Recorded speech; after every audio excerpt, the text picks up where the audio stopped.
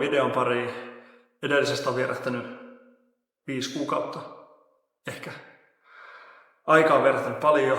Nyt on 25 vuoden kevät, melkein kesä. Ja viime vuoden puolella V90 lähti kauppaan, meni Jyväskylään ja sieltä se on lähtenyt jo uudelle onnelliselle omistajalle. Ja se meni lähestulkoon vakiona. Sen tarina oli siinä. Ehkä joskus joku vastaavanlainen pirssi.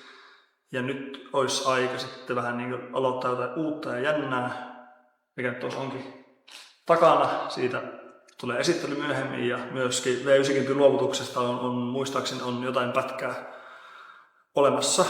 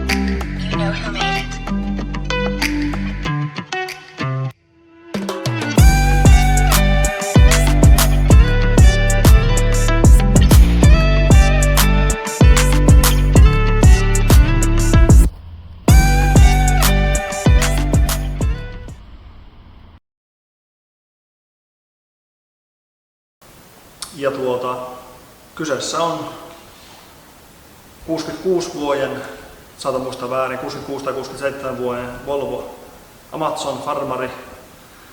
Ja Vaasaan ostettu uutena Haapaniemen kadulle, aika hauska sattuma. Ja se on vähän vaiheessa. Ei ihan tänä kesänä ei kerätty vappuajoihin. Ehkä ensi kesänä aika näyttää. Ja pikkuhiljaa mä oon haalinnut siihen osia, korjauspeltejä ja moottoreita ja vaihelaatikoita ja niistä myöhemmin niille kuuluville videoille, jopa hankala sana. Ja tarkoitus olisi tosiaan, nyt kun se on tuossa korigrillissä, niin olisi tarkoitus ruosteet ottaa pois ja mahdollisesti levittää kaaria, se on vähän kysymysmerkki vielä. Ja moottoreita on 2 aihiota, Volvon Tina Vitosia ja Bemarin ZF vaihelaatikkoa löytyy. Ja tarkoitus olisi sillä, että se näyttää ulkoapäin aika vanhalle.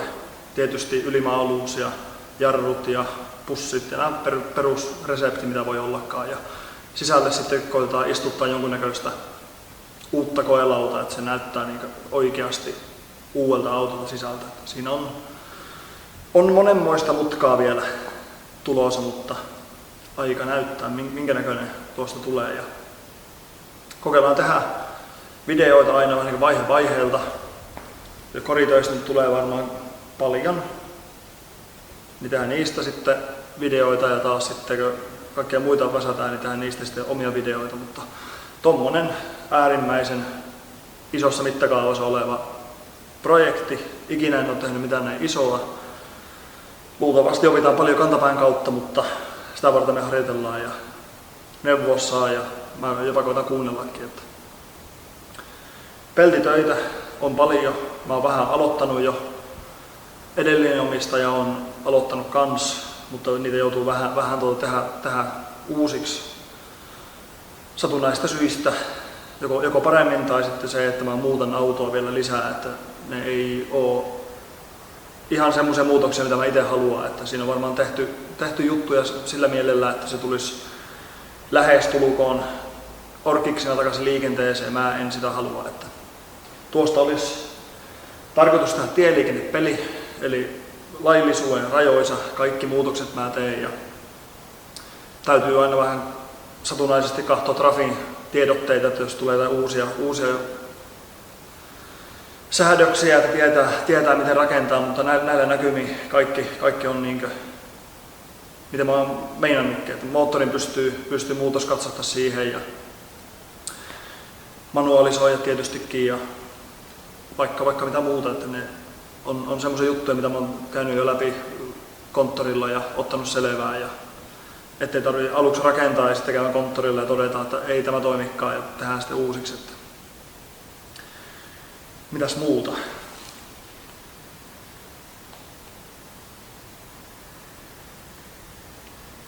Ei kai siinä muuta.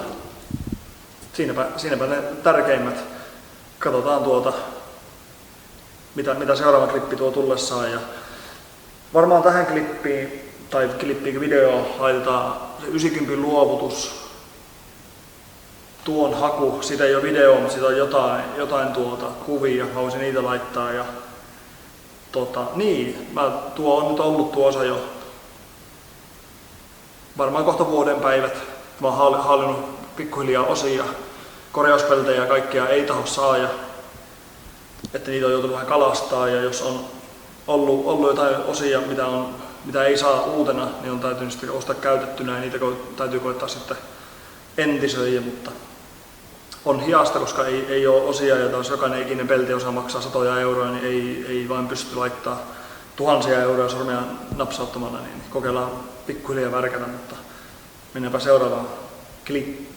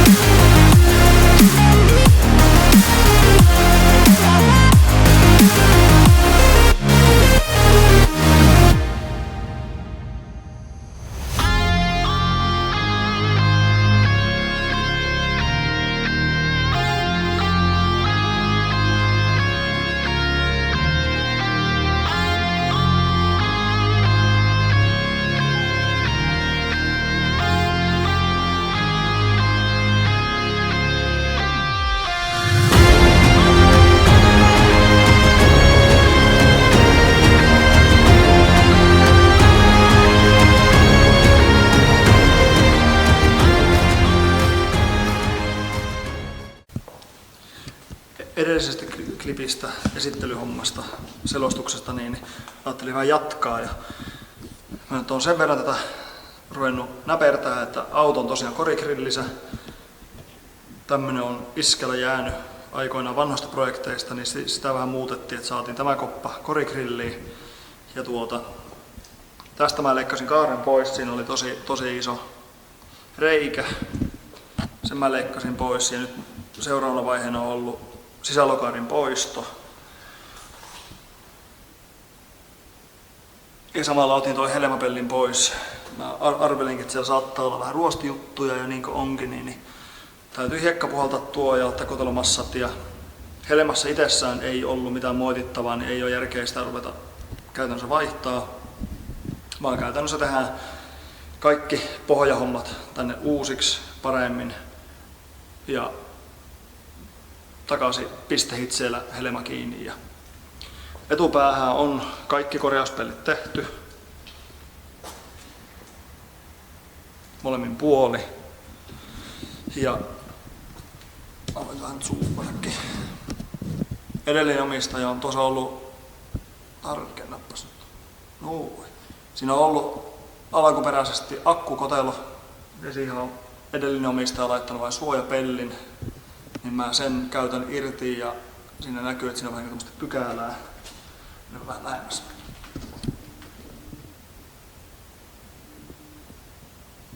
Pykälää, niin mä teen sen vähän eri lailla, että se tulee tuon tulipellin kanssa niin samalle tasolle. Siihen ei tule akkua, vaan se silotetaan pois, mutta se, että tuohon jäisi sitten törkeä sauma, sitten kun se on konehuone maalattu, niin semmoista mä en halua. Niin se tehdään uusiksi. Ja mitäs muuta? Tässä tuo lokasuojat on vähän ees, mutta siinä on kartaanitunneli on jo avattu. Ja sitten kun vaihelaatikko menee JM-tuonnille muutoshitsattavaksi tuohon Tinavitosen perään, sen jälkeen kun se on tehty, niin mä rupean tekemään koneenkorvia ja saa istuttaa sitä koko tekniikkapaketin kerralla pesään, niin sitten tietää, että pitääkö vielä avartaa koppaa lisää vai meneekö se sillä. Ja sen jälkeen sitten saa peltihommia tehdä vaihelaatikon päälle.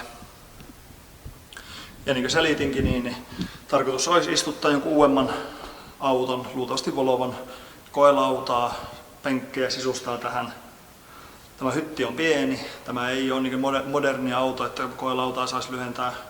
Muistaakseni mittasin omasta V90 koelauvan ja vertasin tämän sisämittoihin sillä, että se koelauvan pää tulisi sillä niin kuin nykyautossakin on, että se on tuossa niin kutakuinkin pilaria vasten, niin se oli joku 28 senttiä pitempi.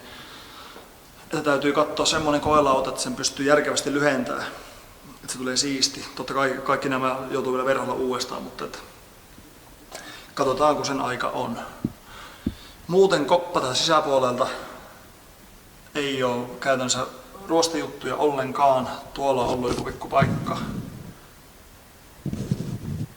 Että sillä lailla tämä sisältö on mitään muuta kuin mä hiestän maalit pois ja samalla kun koppa maalataan, niin saa vetää sinnekin sitten värin päälle. Että isoimmat on takakaaret ja sitten etulokasuojissa on kans pientä alakavaa kukkaa tullut.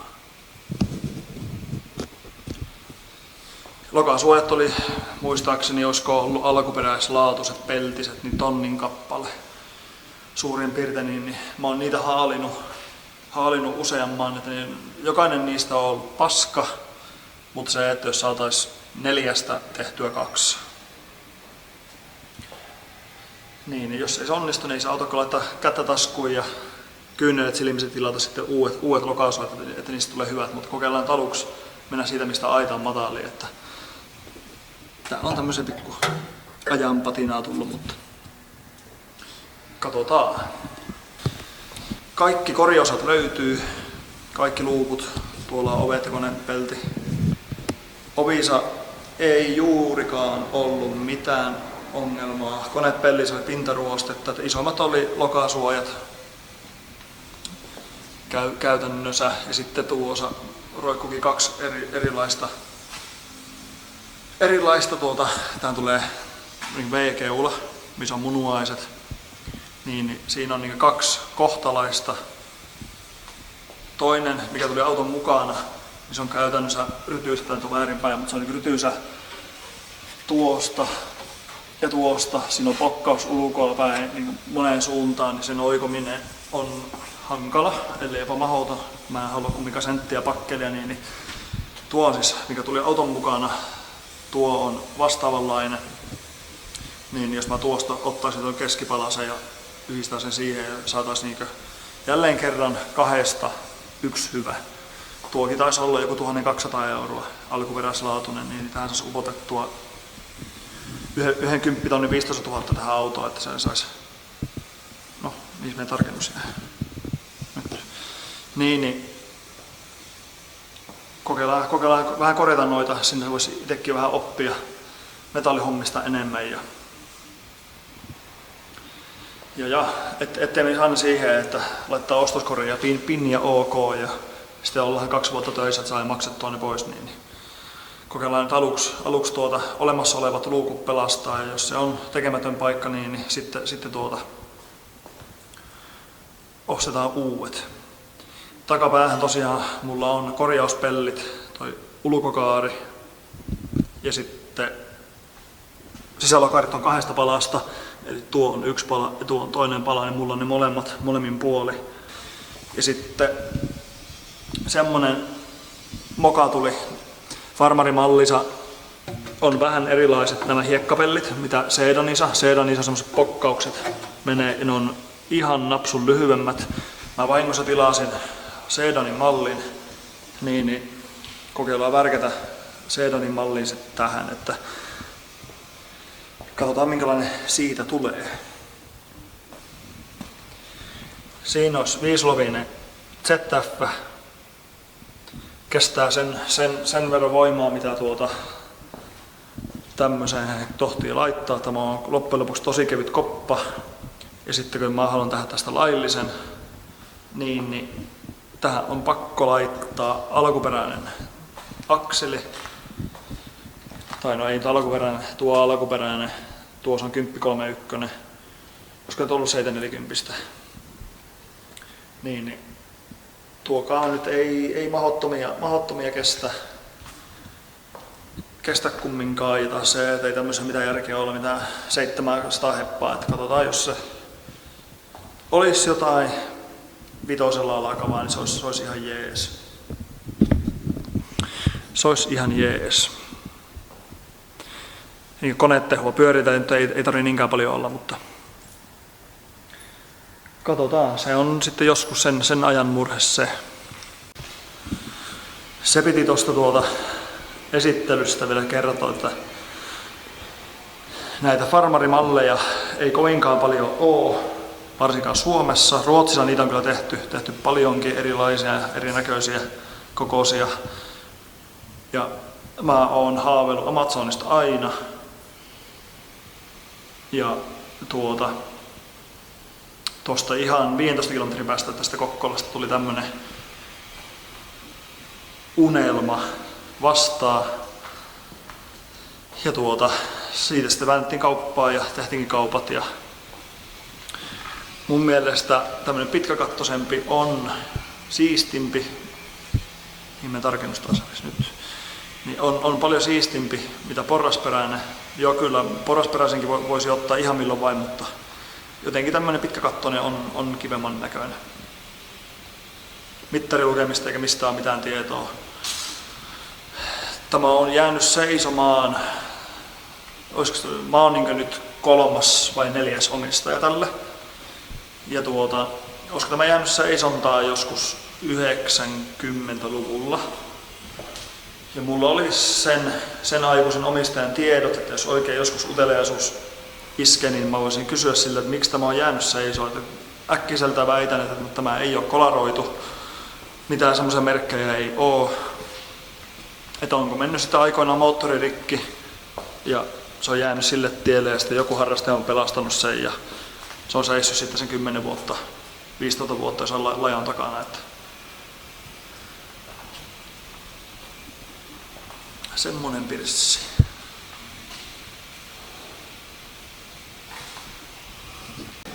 semmoista.